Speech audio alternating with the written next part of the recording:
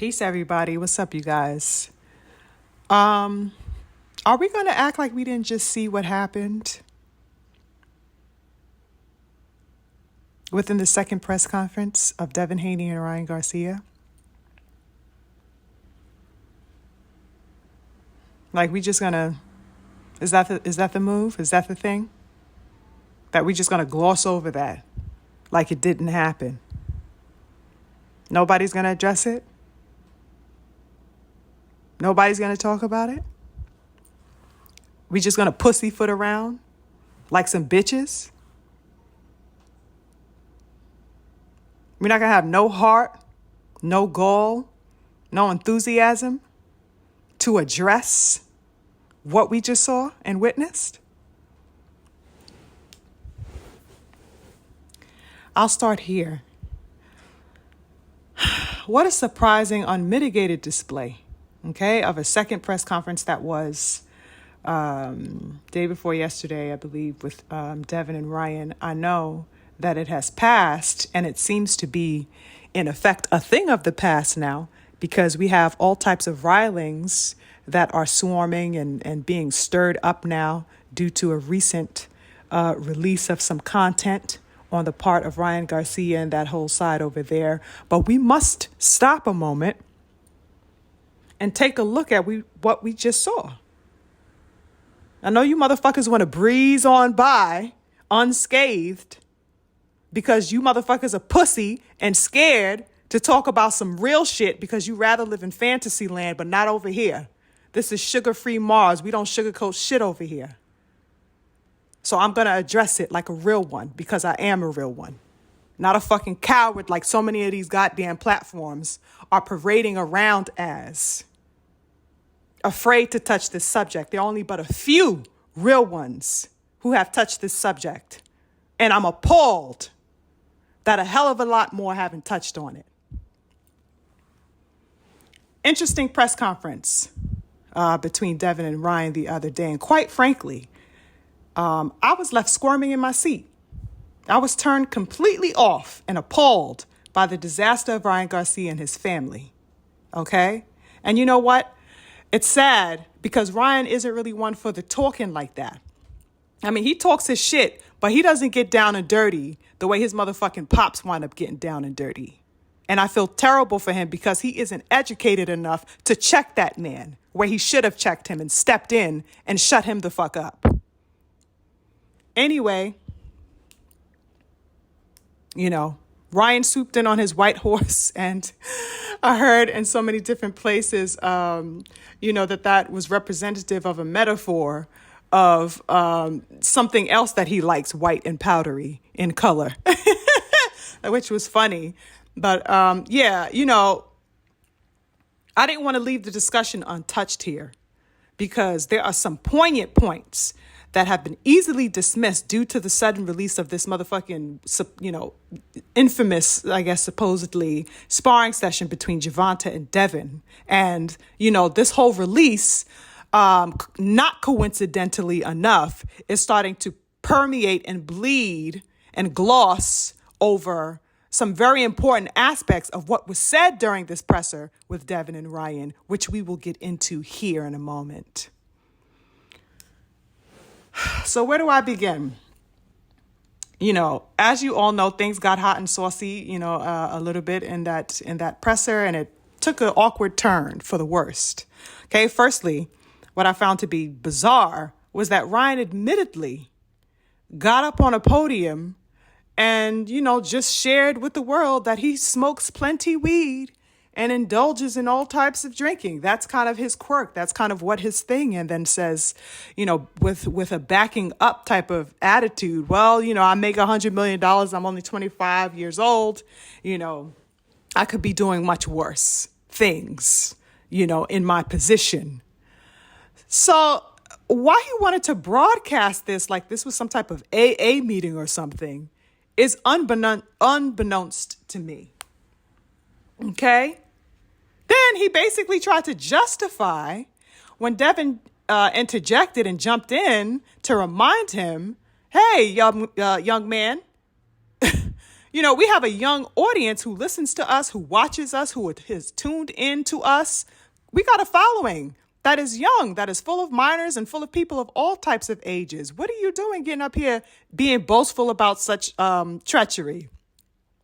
And I guess Ryan felt some type of stupid because instead of curbing his language on the praising of the weed smoking and the alcohol, he raises his hand and says that, this is him type of being real. I guess a badge of honor that he's being real. What the fuck is real about having a motherfucking weed habit and a drinking habit? Or well on your way to one possibly, because we don't know to the degree to which you do drink and smoke. Is that what got your voice fucked up all of a goddamn sudden? Maybe you need to slow down a little bit, young man. It was a train wreck. And there was no way that he could possibly have cleaned that up after putting it out there. Moreover, when Devin took to the mic, after Ryan had spoken, Devin had to come in and abdicate everything that was just said. He had to remove the energy and address it for what it was and make it clear for the bitches in the back that in no way is it okay to consider yourself a professional and then go on a cold tirade about drinking and smoking. It is not suitable for a professional athlete. He dismissed Ryan's banter, right, as unbecoming and completely unprofessional. Devin just wasn't having it. He wasn't co-signing that, and he wanted to clear the air and make it very clear that is not professional, and it is definitely not becoming of somebody who considers themselves to be a man of valor, knowing that they have all ages and all types of people watching and tuning into their development and progress as athletes. It just is what it is. Now, the awkward turn commenced yet again, but this time in a much more dreary way, if I can say so myself. There was a point when Bill took to the mic at a particular point when he was sitting down and he started doing what he does best, right? Bill likes to talk his shit, and he started throwing jabs at Ryan's father, and he mentioned that Ryan's dad was wearing a toupee, right? Like, yeah, you in that toupee, something like that. You know how Bill gets down. Now, for whatever reason that is still unclear to the world, Ryan's father felt like it was okay to turn his head over to Bill and say, yeah, well, at least I'm not wearing that nappy hair.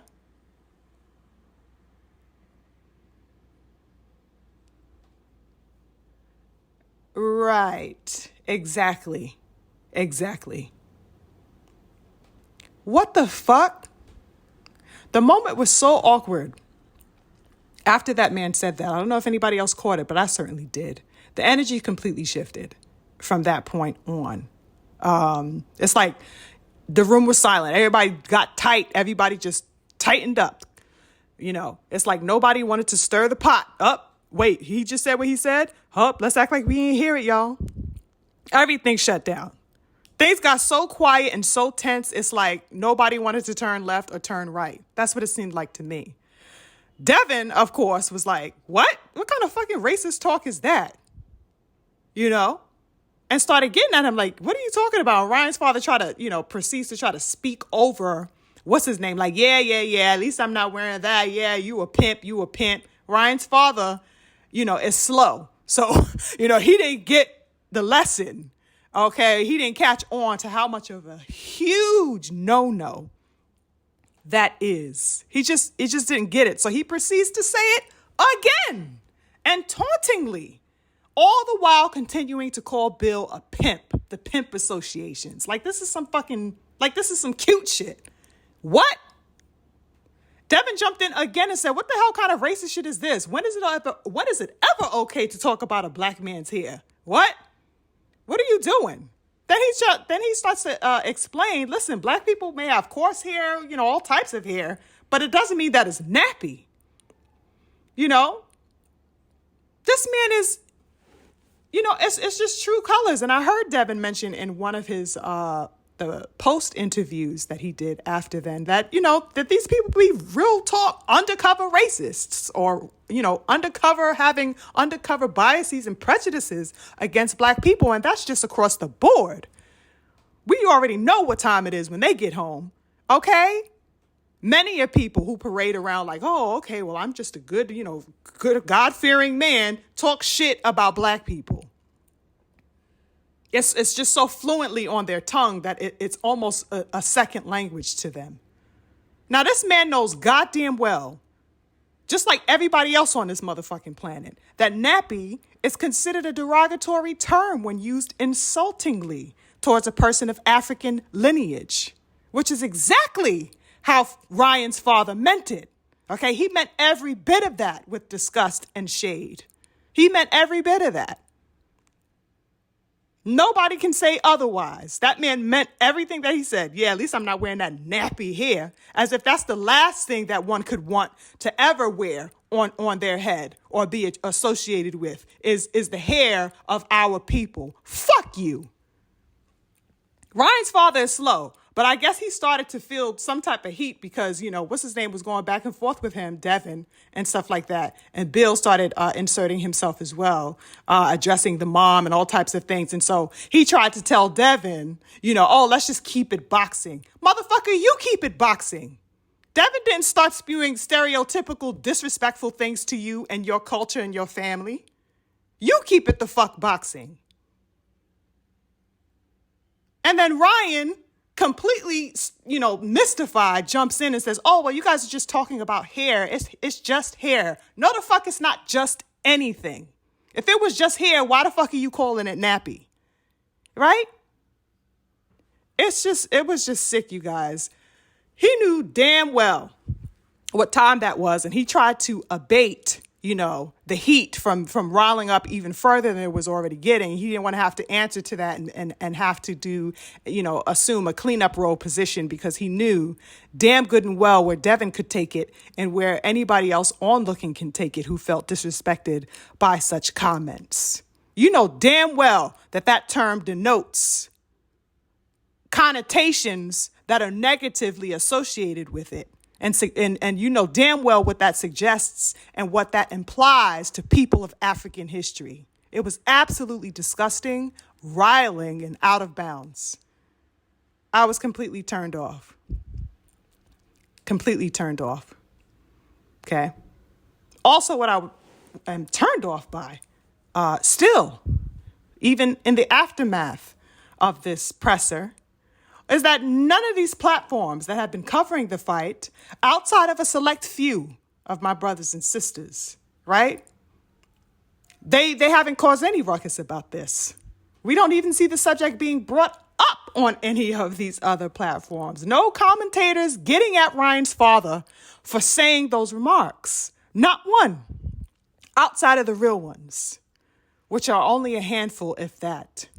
During the post-press conference, when the media was all swarmed around Devin, only one interviewer and commentator addressed the issue. And of course, he was a black man. And he raised the question to Devin, to which Devin responded with all types of disgust and just, he just was just bewildered by how and why, something could be said like that. Absolutely crazy. I believe that was Dante's Boxing Nation who addressed the question. All the other pussies were talking about everything else, making certain to stay far away from that subject. They just didn't want any part of it. They wanted to gloss over it, act like it didn't even motherfucking happen. Best believe that if Devin or Bill had made a statement that was found to be derogatory to the culture or to the people of Mexico, we wouldn't be able to evade all the upheaval surrounding that, should that have been on the other foot. We see all types of headlines and content surrounding it. We wouldn't stop seeing videos made about it, and Devin wouldn't stop being questioned about it. He'd have to explain to Mexican people why he said what he said, and he'd have to receive all the backlash for what he said. People just think it's okay to demean Black African culture. It's absolutely unacceptable. Absolutely unacceptable.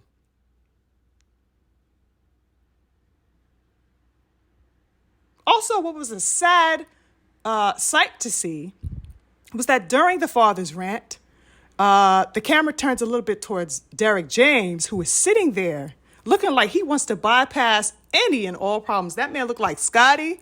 Beat me up, Scotty. That man looked like he wanted to get as far away as he could from that platform, from that stage in that moment. He looked like he just wanted to also maybe bypass having to check that man. I don't know if he was uncomfortable.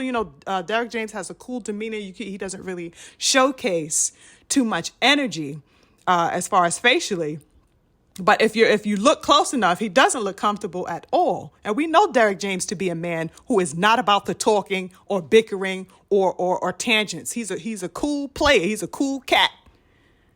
And he doesn't insert himself in, dramatic, situations like that. He's just not a man of that type of energy, But so every part of me wanted him to check his ass. Like, what the fuck? Give his ass a nudge on the shoulder, a fucking punch in the rib, something real quick. Like, yo, chill, bro.